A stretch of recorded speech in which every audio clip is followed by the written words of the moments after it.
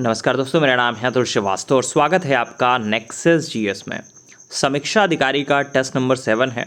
जैसा आप सभी लोगों को पता है, समीक्षा अधिकारी के लिए लगातार टेस्ट सीरीज़ नेक्सस जीएस की तरफ फ्री ऑफ कॉस्ट यूट्यूब और फेसबुक पर चलाई जा रही है।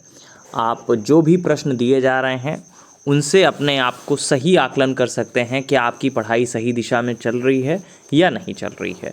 अगर 20 क्वेश्चन दिए जा रहे हैं प्रतिदिन, तो 20 में से आपके कितने सही हो रहे हैं ये आपको देखना है। अभी आपका जीएस के क्वेश्चंस चल रहे हैं, फिर आपका धीरे धीरे हिंदी के, करंट अफेयर्स के सारे टेस्ट पेपर्स जो है अपलोड किए जाएंगे धीरे धीरे। चलिए शुरुआत कर देते हैं पहले क्वेश्चन से। तो 1885 में भारतीय राष्ट्रीय कांग्रेस की स्थापना के समय गवर्नर जनरल कौन था? भारतीय राष्ट्रीय कांग्रेस की जो स्थापना हुई थी 1885 में हुई थी। उस समय गवर्नर जनरल लॉर्ड डफरिन थे। इनका जो कार्यकाल था 1884 से 88 था। और उसने कांग्रेस का यह कहकर मजाक भी उड़ाया था कि सूक्ष्मदर्शी अल्पसंख्यकों की संस्था है। एक क्वेश्चन ये भी पूछा जाता है कि किसने कहा था सूक्ष्मदर्शी अल्पसंख्यकों की संस्था? कांग्रेस को किसने कहा था? तो डफरिन ने ही कहा था। और इस क्वेश्चन का आंसर होगा भारतीय राष्ट्रीय कांग्रेस की स्थापना के समय गवर्नर जनरल कौन था? तो लॉर्ड डफरिन, मतलब ऑप्शन सी होगा।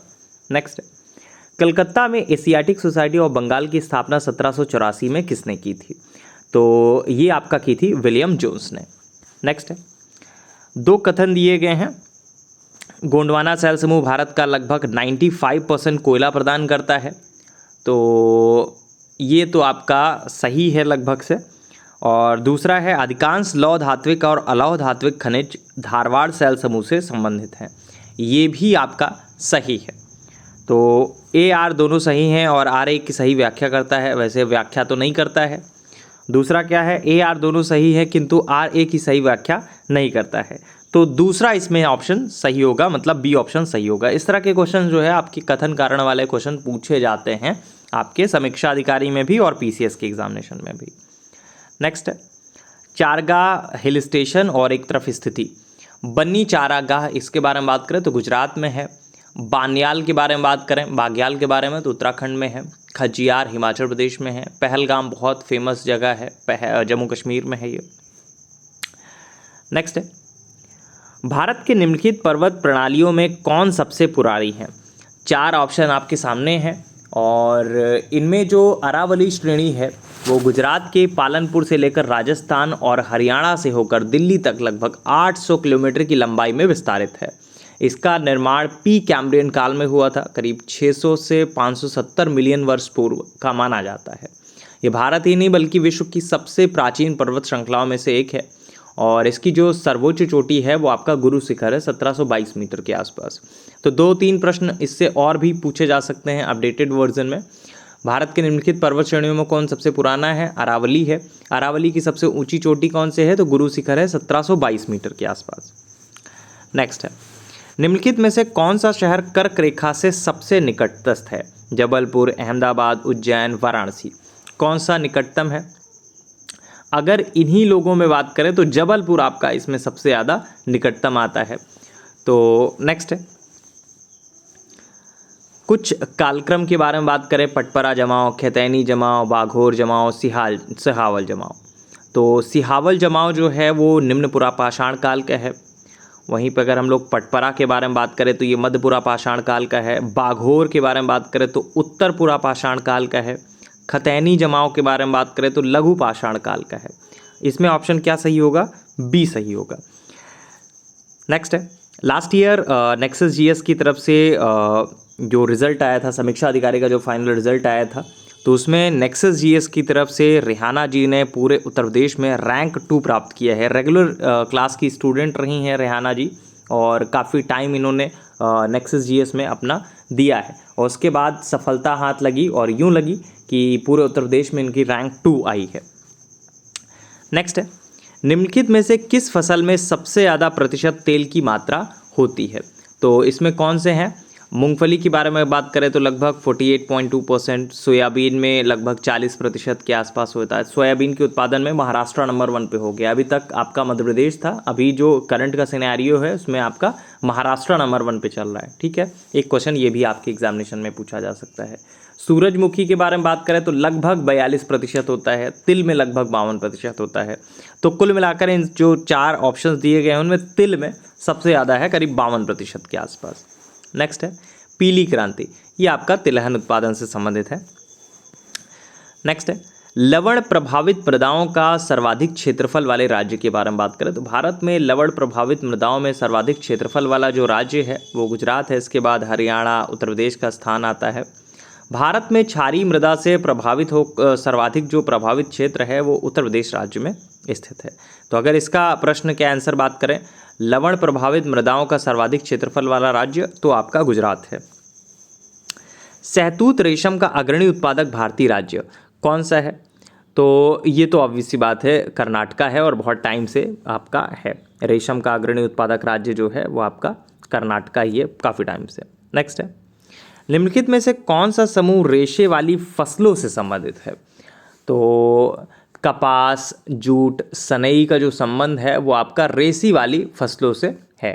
कपास के बारे में स्पेशली बात करें तो भारत में सर्वाधिक कपास का उत्पादन महाराष्ट्र में होता है और जूट और मेस्टा का जो उत्पादन होता है वो पश्चिम बंगाल में होता है। ऑप्शन क्या सही होगा? थर्ड ऑप्शन सही होगा, कपास, जूट और सनई।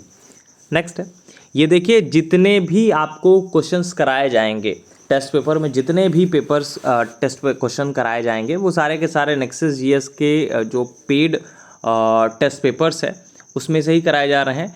पेड टेस्ट पेपर में भी आपको यही प्रोवाइड किया जाता है, बस ये है कि वहाँ पे उसका पूरा का पूरा आंसर्स आपको दिए जाते हैं, प्रोवाइड किया जाता है एक पीडीएफ फॉर्मेट में, जिसको आप चाहे तो प्रिंट करा सकते हैं या फिर जो आपकी इच्छा करे उस तरह से आप उसको यूज़ कर सकते हैं। टेस्ट पेपर का पूरा पीडीएफ आपको दिया जाता है क्लास में। नेक्स्ट है निम्नलिखित रासायनिक उर्वरकों में कौन 20 डिग्री सेंटीग्रेड पर जल में अपेक्षाकृत अधिक घुलनशील है? तो 4 ऑप्शंस हैं आपके सामने। तो रासायनिक उर्वरक में 20 डिग्री सेंटीग्रेड पर यूरिया जल में अधिक घुलनशील होता है। नेक्स्ट है इसका आंसर मैं नहीं बताऊंगा, इसका आंसर आप लोगों को स्वयं बताना है और कमेंट बॉक्स में बताना है। कोल बांध परियोजना का निर्माण भारत में निम्नलिखित में से किस नदी पर हुआ है? 4 ऑप्शन है, कृष्णा, सतलज, गोदावरी और नर्मदा। आपको बताना है कि किस नदी पर हुआ है। थोड़ा सा मेहनत भी आपको करनी है। तो कोल बांध परियोजना का निर्माण भारत में निम्नलिखित में से किस नदी पर हुआ है? नेक्स्ट है ये आपके नेक्सस जीएस के ही सुपरस्टार हैं संभव जैन साहब, और ये इनकी ही फेसबुक पोस्ट दी गई थी और इन्होंने जो भी स्टेटमेंट दिया था उसके बारे में है। और फिलहाल वर्तमान में, उस टाइम पे इन्होंने मेंस दिया था और वर्तमान में नेक्सस जीएस की तरफ से इन्होंने नायब तहसीलदार का पद जो है वो प्राप्त कर रखा है और लगातार उत्कृष्ट कार्य करते जा रहे हैं, अपने क्षेत्र में लगातार उत्कृष्ट कार्य करते जा रहे हैं।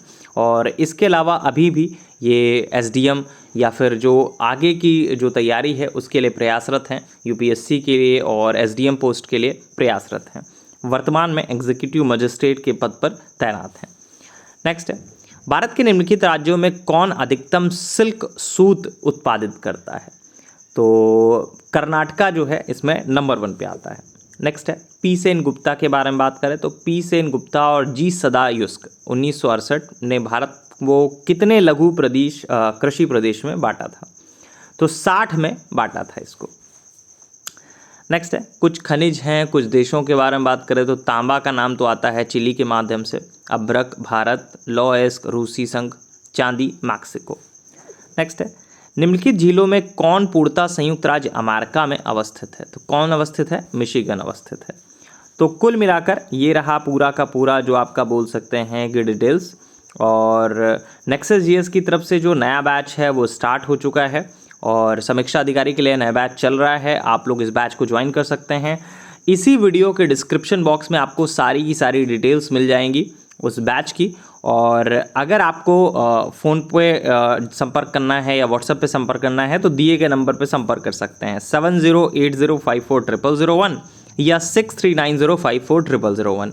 ये नेक्सस जीएस के दोनों ऑफिशियल नंबर हैं। आप इन दोनों नंबर पे फ़ोन करके या व्हाट्सएप के थ्रू जानकारी प्राप्त कर सकते हैं। अगर आपने हमारा टेलीग्राम चैनल ज्वाइन कर रखा है तो वहाँ पे सारी डिटेल्स आपको दी जाती हैं, नए बैच की सारी जानकारी दी जाती है।